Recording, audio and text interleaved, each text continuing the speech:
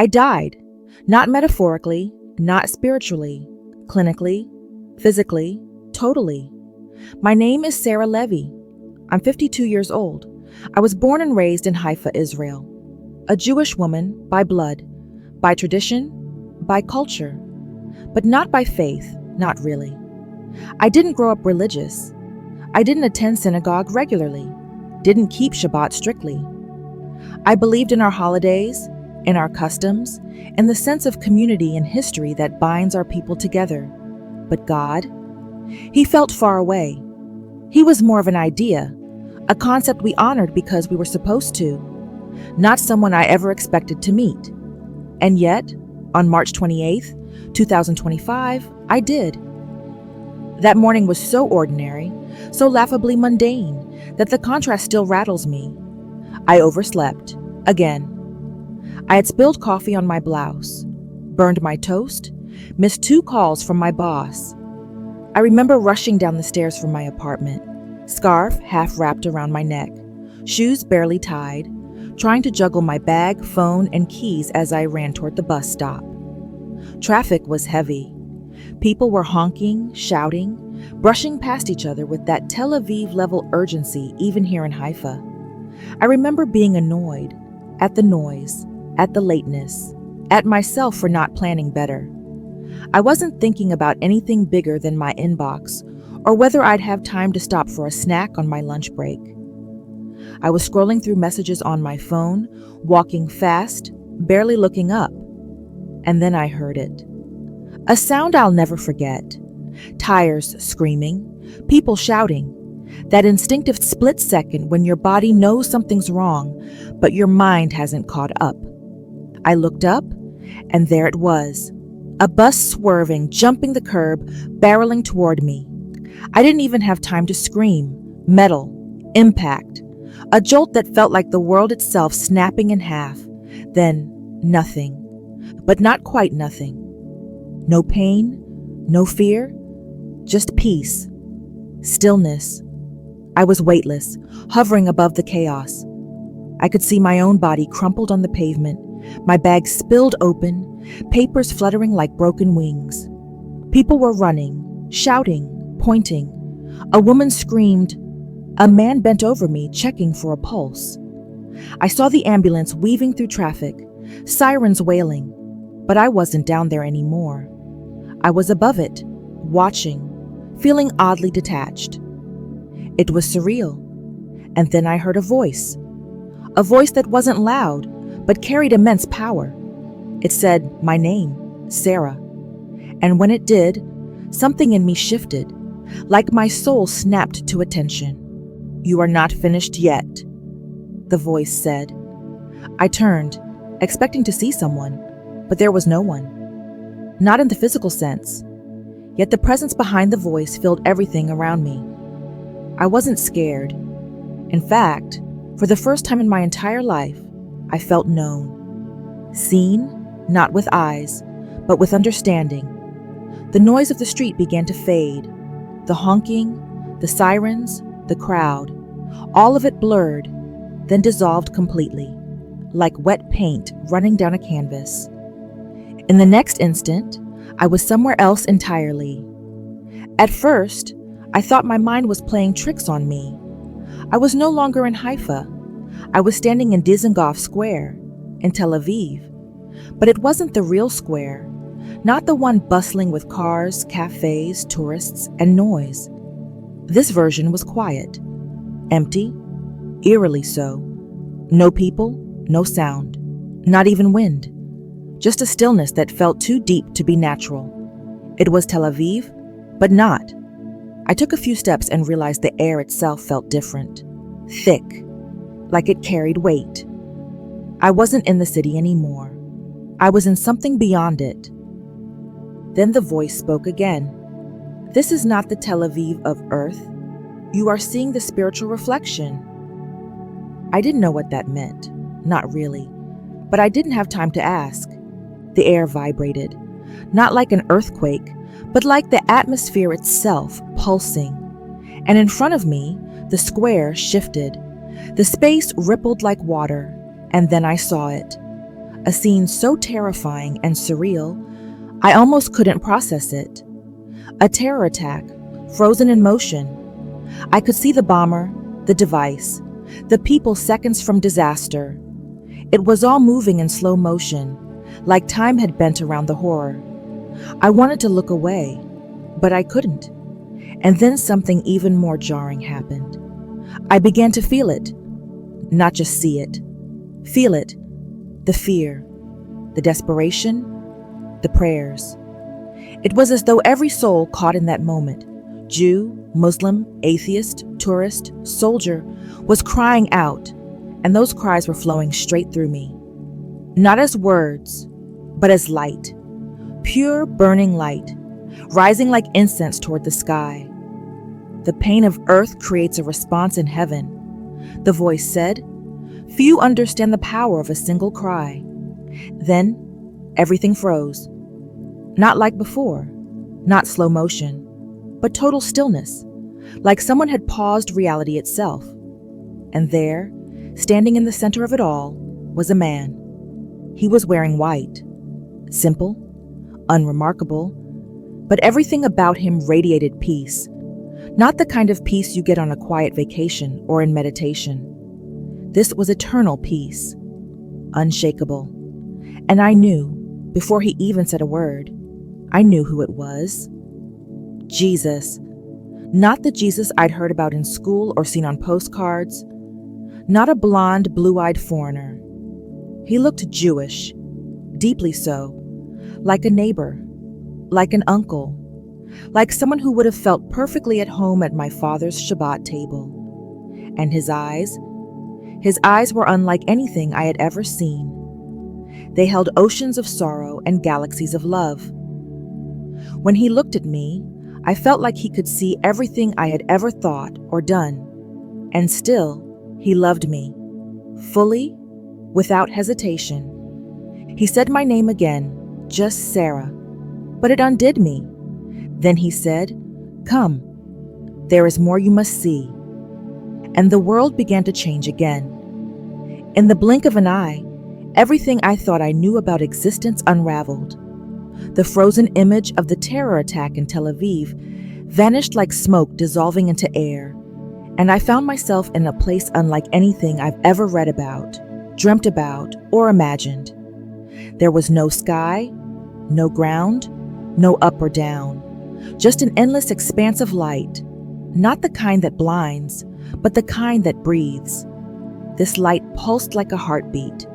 It moved through me, around me, in me. It was alive. I wasn't floating anymore. I was simply there, whole, weightless, and yet more real than I'd ever felt in my life. Everything I had ever doubted or dismissed now stood in stark contrast to this overwhelming reality. I hadn't stepped into a dream. I had crossed a threshold. Jesus was there with me, unchanged, yet somehow even more radiant in this place.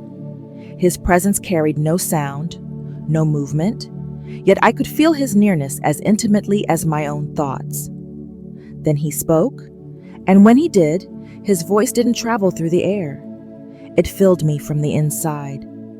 You are in the threshold between time and eternity. As he said it, I understood, not intellectually, but spiritually, that this wasn't just a vision. I was standing in a realm that existed outside of time. Time didn't pass here, it unfolded. Every moment, past, present, future, was layered on top of one another like transparent veils. And as I stood there, my own thoughts weren't hidden. They weren't even mine to hold. Every fear, every question, every deeply buried doubt I had ever carried rose to the surface and hovered like visible breath. I braced for shame, for judgment, for rejection, but instead, I felt only love, unfiltered and raw. Love that didn't need me to perform, to believe, or to understand first. Love that had been watching me even when I hadn't looked back. You never believed in me, Jesus said, not accusing, not disappointed, but matter of fact and deeply personal. yet I have always known you." And when he said those words, something broke inside me. It was like a wall I hadn't even known was there, suddenly shattered, and with it, the weight I'd carried all my life, the questions, the spiritual confusion, the quiet resentment of religion, all of it fell away in an instant.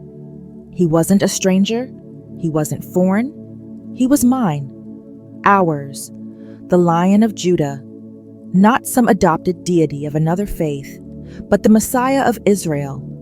And suddenly, I saw what generations of my people had longed to see but missed. Jesus wasn't a Christian invention. He was the fulfillment of everything our prophets had pointed toward, everything our scriptures whispered about in symbols and shadows. Then he extended his hand, and when I took it, the fabric of time itself seemed to peel back. I didn't walk.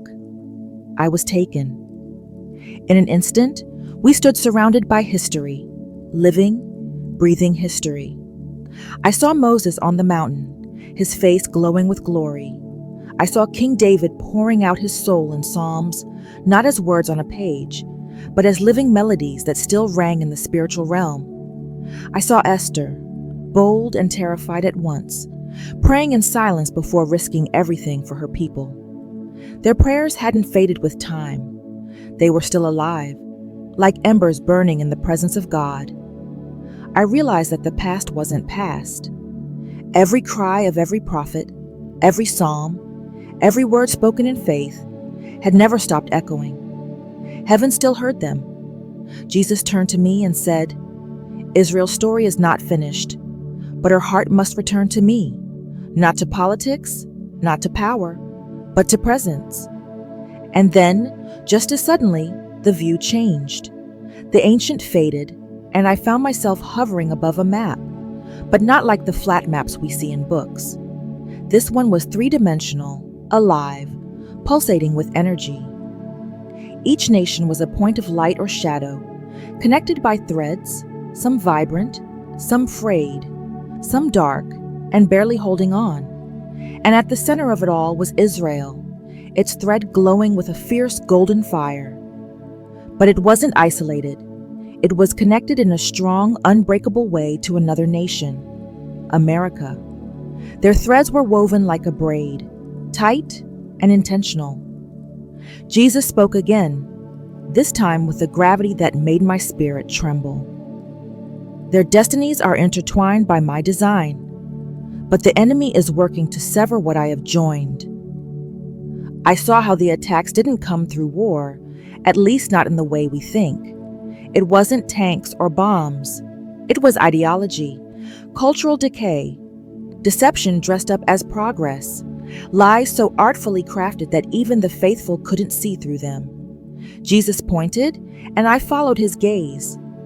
And then I saw him, Donald Trump, not as a politician, not as a symbol of right or left, just a man, a bold, brash, unmistakable presence in the midst of all the spiritual chaos.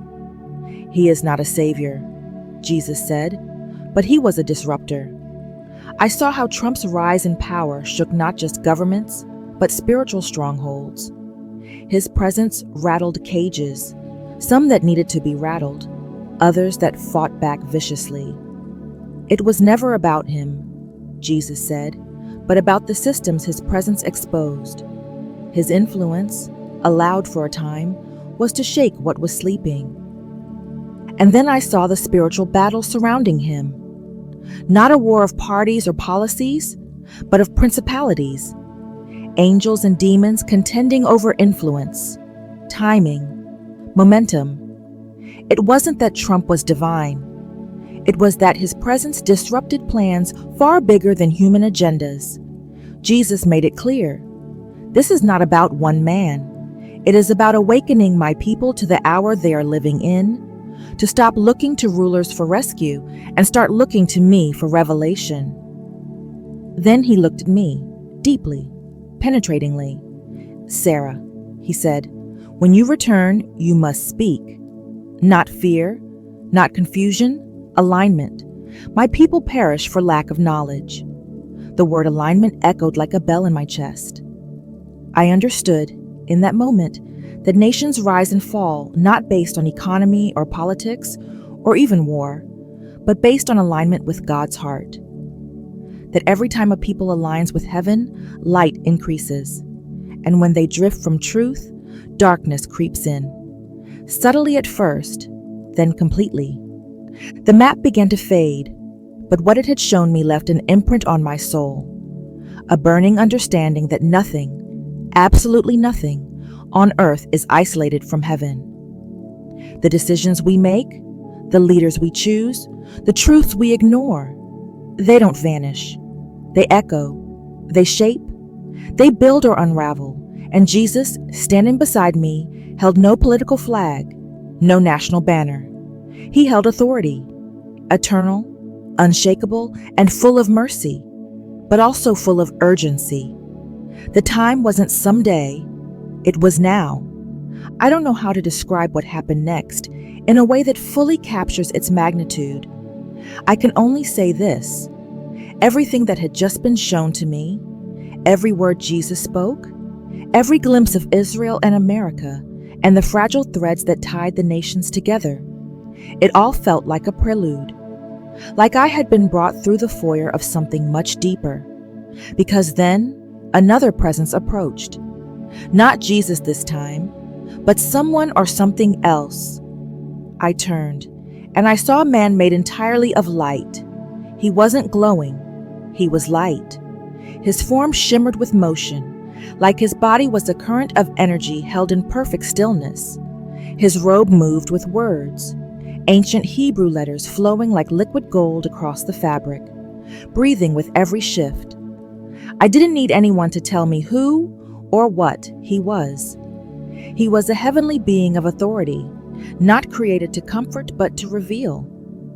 And he knew me. Instantly. I felt it. "Sarah, daughter of Levi," he said, not with his mouth, but in a way that reverberated in the marrow of my bones. "You were known before the stars were hung." His words weren't poetic fluff. They weren't metaphors. They carried weight like stone tablets falling from the heavens. The moment he spoke, I saw my entire life flash, not in images, but in meaning. It wasn't a highlight reel. It was the purpose behind it all.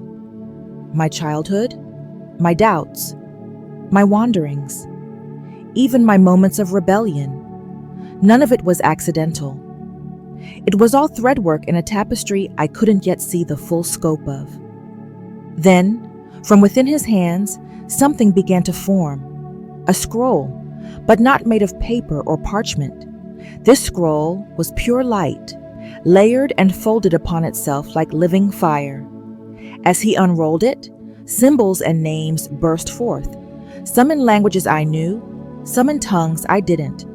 But somehow I understood. It wasn't just a record. It was a living map of time itself. Events, timelines, nations, choices, all interwoven. "This," he said, "is the scroll of nations. Few are permitted to see it." And I was seeing it. Me, a secular Jewish woman who never even finished Torah school. And yet, here I was, standing in eternity, looking at the entire sweep of global history from a view no mortal eyes were meant to behold. Israel's name burned the brightest. It was at the center, not geographically, but spiritually. I saw her thread weaving through time like a river of fire, connected not only to America, but to Persia, Russia, China. Names that surprised me, places I hadn't associated with prophecy. But the scroll revealed it all. These weren't random nations. Each one played a part, and each thread pulsed with either light or darkness depending on alignment. Alignment with truth or with deception, with humility or with pride. Prophecy, the being said, is not a forecast. It is a reflection of alignment. Those words undid me. Suddenly, I realized that prophecy wasn't about guessing the future. It was a mirror, showing us how near or far we are from the heart of God. I saw leaders arise and fall, some used by God knowingly, others unwittingly. Some were full of boldness and purity, while others masked corruption and charisma. Each decision, made in boardrooms, on battlefields, behind pulpits, sent ripples through the scroll. Nothing was isolated. Every choice had a weight, and that weight shifted the course of history. The being looked at me again and said something that shook me to the core. The time of playing religion is over. Israel's awakening will shake the earth. But first, she must see her Messiah. Those words echoed in my soul. I knew then that my encounter was not a gift. It was an assignment, a call to see and speak what had been hidden. Because what I had just witnessed was only the beginning. Just as I tried to comprehend what I'd been shown, Jesus reappeared. The scroll of nations hovered between us, suspended in radiant light. He looked at it, not with curiosity, but with complete authority. As his hand moved over it, the symbols pulsed, responding to him like instruments responding to a master musician. He knew every name, every nation, every turning point, every secret war. He said, "What you see is not fixed. Intercession can shift what pride would destroy." And then he showed me something that broke me. I saw people, not armies, not politicians, not scholars. Regular people, old women in small apartments, young men in quiet rooms, children kneeling beside their beds. They were praying, and their prayers weren't background noise. They were thunder. Their words pierced through shadows like arrows of light, reshaping the threads of the scroll. Every whispered cry, every tearful plea, every verse spoken in faith. These were the weapons heaven responded to. I realized then that the real war had nothing to do with military power or public speeches. It was being fought in closets, in kitchens, in churches, in synagogues. Jesus showed me Israel again, but this time I noticed the frayed edges of her thread, areas compromised, places where light had dimmed, and I saw what caused it. Not war or enemies from without, but idolatry from within. A slow drifting, a forgetting. Yet even in the decay, I saw flickers of light, tiny but fierce, like embers in the ashes. These were his remnant. Jesus said, "These are the ones who seek not power, but presence." I saw hidden communities of messianic believers, often rejected or ignored, standing strong in quiet faith. Their prayers, though small in number, were moving heaven. I saw young people discovering Yeshua in secret, wrestling with questions and discovering fire. I saw rabbis having dreams, scientists hearing whispers, families awakening as if from a deep sleep. "These are my warriors," Jesus said, "and they will carry the flame when the world grows cold." Then America's threat appeared again. It was trembling, under siege. Not from bombs, but from confusion, identity crises, cultural fractures, spiritual erosion disguised as progress. The war wasn't being fought in D.C. or on Twitter. It was raging inside the hearts of its people. As Israel's heart returns to me, Jesus said, so will America's clarity be restored. I understood that the two were spiritually bound. As one rises, the other is strengthened. As one falls, the other trembles. But again, this wasn't about governments. This was about souls.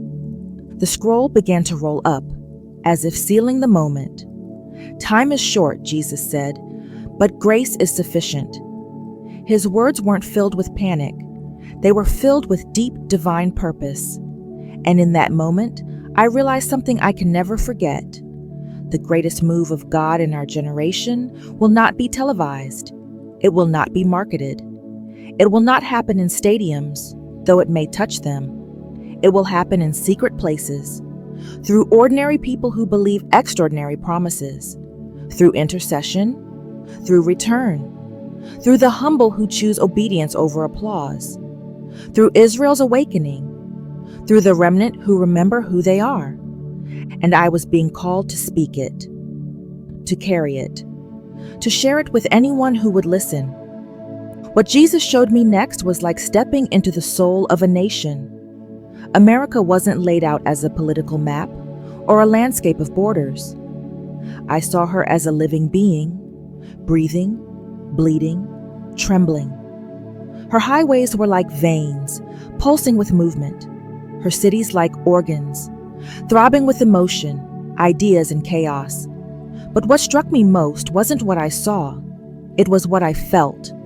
Her heart, once strong and steady, now flickered like a flame starved of oxygen.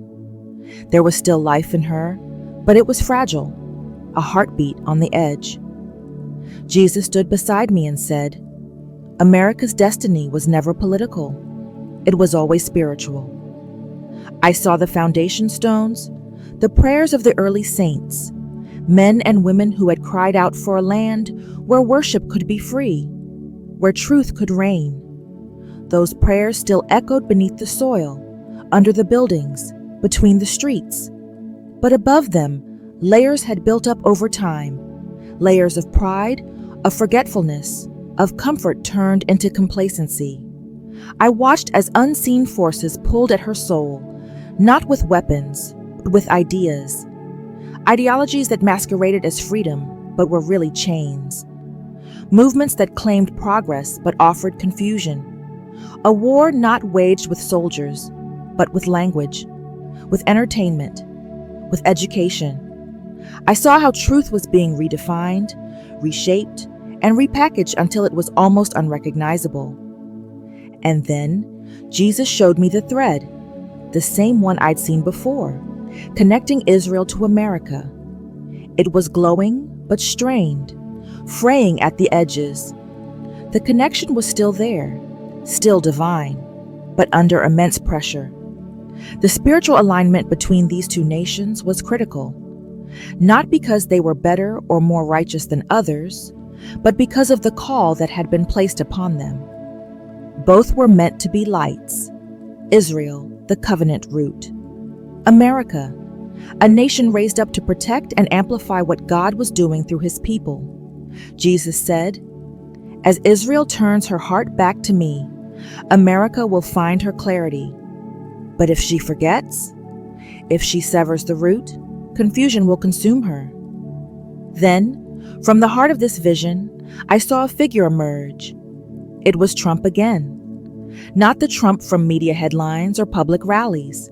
Here, he wasn't loud or center stage. He stood like a symbol of disruption, like a rock thrown into still waters.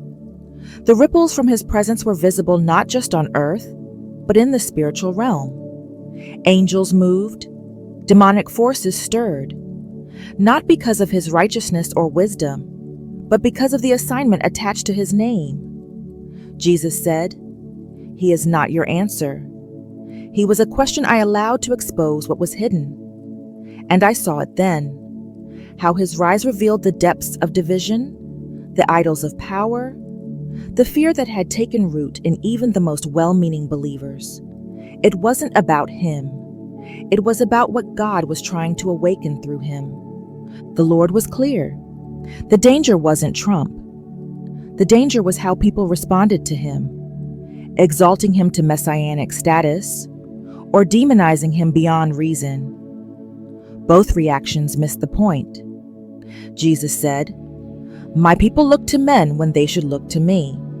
They cry out for rulers while neglecting the authority I've already given them."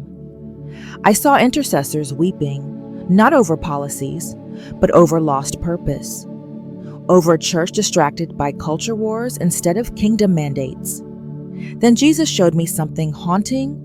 Believers so focused on political victory, they had abandoned the battlefield of prayer. "The enemy has no fear of ballots," he said, "but he trembles at the prayers of the righteous." And I saw it then, a vision of believers finally waking up, not to political strategies, but to spiritual realities. They dropped their slogans and picked up their Bibles. They stopped watching the news and started kneeling in their living rooms. small gatherings of prayer, young people fasting, elderly women singing psalms in their kitchens. These weren't dramatic. They weren't televised, but they shook the heavens. I saw angels dispatched from these meetings, carrying assignments, carrying light, carrying protection. These were the ones who remembered the true battleground. And Jesus said, "Trump stirred the waters. Now my people must walk upon them." That image stuck with me because what followed was even more sobering. Jesus opened my eyes to see the world, not the surface, but the undercurrent, the real war. And it wasn't between nations or parties or religions. It was a war for souls, a spiritual battlefield spanning every continent. I saw darkness creeping into systems, media cloaked in shadows, schools dripping with subtle lies, governments entangled in spirits of pride and compromise. Entertainment shaping the worldview of generations, not by overt evil, but by slow, methodical distortion of what is good, what is pure, what is true. People were being lulled to sleep, not violently, but gently, comfortably, distracted to death. But then I saw them, the intercessors, the nameless, faceless warriors hidden from the spotlight. They weren't famous. They weren't platformed, but they were ferocious. They knelt in secret places, bedrooms, forests, alleyways, hospital rooms, and when they prayed, the atmosphere tore open. Their prayers were not wishful thoughts. They were fire-tipped arrows, cutting through spiritual darkness with surgical precision. I saw their words wrap around entire cities like shields. I saw demons flee at the sound of their weeping. These were the ones holding the line, the ones few knew by name, but heaven knew intimately. Jesus turned to me and said, "These are my hidden ones. They do more in an hour of prayer than armies do in years of strategy." And then we returned to Israel. But now, I saw it with different eyes, not as a land of conflict or culture or history, but as a key, a spiritual gate between heaven and earth. And I saw what the enemy feared most. Not war, not weapons, not diplomacy, but an awakened Israel, a people who remembered, who reconnected, who returned to their first love, their true calling. Because when Israel steps into alignment, the ripple effect across the nations is unstoppable. The enemy doesn't fear Israel's military. He fears her spiritual voice. I saw alliances form, not political, but spiritual. Believers across continents suddenly lit up, like stars in the night. Their lights connected, forming a web that spanned the earth, a global network of revival. A body not bound by denomination or ethnicity or nation, but by desperation for the real Jesus. Not religion, not tradition, not systems, just Him. Jesus said, "The harvest is great, but so is the deception. My people must discern." I felt His urgency, not of fear, but of holy expectation. A call to wake up, to rise, to burn with truth in a world flooding with lies. And then He looked at me, eyes blazing with sorrow and fierce love, and He said, "This is not the end. This is the separation. Wheat from tares, truth from illusion." My voice shook inside me. My heart pounded, because I knew I had seen the war, but I had also seen the answer, not in empires, not in kings, but in the faithful, the humble, the ones who remember who they are. What Jesus showed me next was something that shook me in a way nothing else had. The light began to shift around us, not fading, but changing in tone. We weren't in the battlefield anymore. We were in a field, a literal one, vast and golden, stretching in every direction without end. The wheat danced gently in a soft wind, glowing with life. It was beautiful, almost hypnotic in its peace. But as I looked closer, I noticed something strange. Mixed in with the wheat were other stalks, nearly identical in shape and color at first glance. But something about them was different. Their movement was stiff, unnatural. They didn't bend with the wind. They stood rigid, resistant, proud. Then Jesus whispered, "This is how I separate." I realized I was looking at a parable made real. Wheat and tares. The true and the false, side by side. To human eyes, they looked almost the same. To spiritual eyes, they couldn't be more different. And it wasn't through force or violence that they were being revealed. It was through the gentle, unrelenting breath of God's Spirit. The tares couldn't respond to it. They were rooted in something else. And the wheat? The wheat bowed, yielded, listened. "This is my church," he said. "This is my Israel. This is the world." I understood in that moment that the separation of this hour wasn't about outward appearances or even loud declarations of faith. It was about surrender, about whose roots reached toward heaven and whose clung to the soil of pride. I began to see faces, leaders, influencers, public voices, those who had spoken of God, worn his name, claimed to represent him. But their roots were shallow. Their fruit was bitter. Their fame had outpaced their intimacy. Then I saw others, quiet, humble, largely unknown. Their names weren't on banners or stages, but in heaven, they were honored. Their lives were soaked in prayer, in obedience, in sacrifice no one else saw. "Many who are first in the eyes of man will be last in my kingdom," Jesus said, and I believed him. The vision turned again, this time toward Israel, and I saw the same divide there. Cultural Jews who had walked away from covenant, choosing comfort over calling, choosing modern definitions of identity instead of the ancient one engraved by God himself. And then I saw messianic believers, once pushed to the fringes, now being brought into a place of clarity and fire. Their voices were not loud, but their words carried weight. They weren't seeking recognition. They were bearing truth. "This is not punishment," Jesus said. "This is purification." A bride made ready. I saw individuals, men and women, young and old, being brought to quiet crossroads. Not public showdowns, but deeply personal decisions. Choices that no one else would notice, but heaven would. Compromise or consecration. And those choices would define the course of their lives. I turned to Jesus, overwhelmed, the weight of everything pressing in, and I asked, "Why me?" Who was I to see all this? To be shown mysteries and judgments and hope on this scale? And his eyes silenced every doubt. They were fierce and gentle all at once.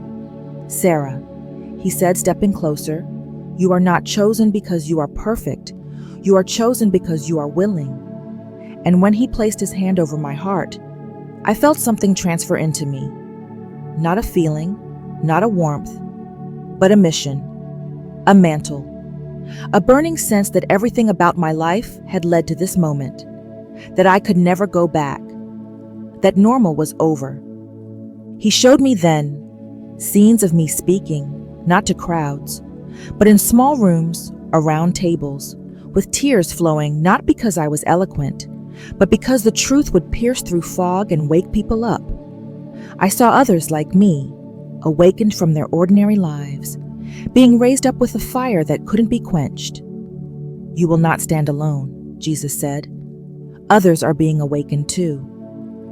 And though he didn't promise ease, though I saw faces turn away, people reject the message, even some close to me, I also saw eyes opening, chains snapping, a remnant rising. He told me to speak of his love, his covenant, his return. And though the vision was beginning to fade, his voice did not. It echoed, louder than everything else. "You have seen the scroll. You have heard my voice. Now go. And then, as suddenly as I had left my body, I was pulled back. The shift was brutal. One moment, I was in glory. The next, pain screamed through every part of me. It felt like being forced back into something too small, too broken, too human. I could hear shouting, chaos, pressure on my chest. Someone yelling, "We've got a pulse?" The weight of reality returned like a crashing wave. The concrete of the Haifa sidewalk beneath me. The metallic taste of blood. The burn in my lungs. But even under all that pain, I felt it. The seal of his hand still burning on my heart. The doctors would later call it a miracle. 4 minutes without a heartbeat. No oxygen. No damage. But I knew better. I wasn't brought back just to survive. I was brought back with a commission. And so here I am, telling you this, not for attention, not for sympathy, but because time is short and the mercy of God is still wide open. You need to hear this. What I saw was not doom. It was a map, a path of mercy laid out with urgency. I saw the hour we are living in, not someday, not future, but now. Israel is at a crossroads. The nations are aligning, some through deception, some through destiny. But above it all, the Spirit of God is calling out, return. Not to religion, not to tradition, but to covenant, to truth, to the Messiah. If you felt the shaking in the world around you, it's not random. If you felt the tension in your soul, the quiet whisper that says something deeper is happening beneath all the noise. You're right. We're not waiting for prophetic events. We are inside them. And whether you're Jewish or Gentile, religious or secular, this moment is yours too.